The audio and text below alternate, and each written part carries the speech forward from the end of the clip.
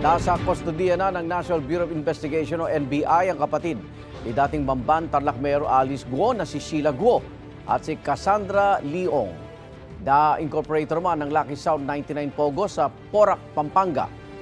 Dumating sa NAIA kahapon sina Guo at Ong matapos silang i-turnover ng Indonesian Immigration. August 20 nang harangin ng mga otoridad sa Indonesia sina Guo at Ong. Noong araw ding yun, papunta raw sana sila sa Singapore.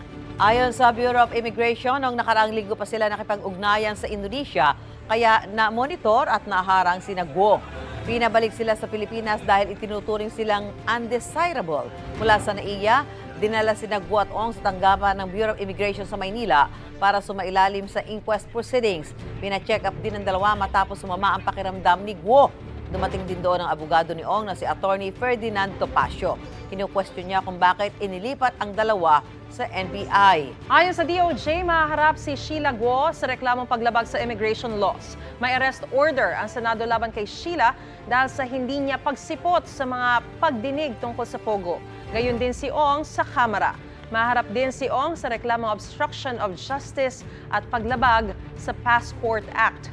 Hinahanap pa ngayon ang dating Bamban Mayor at isa pa niyang kapatid na si Wesley.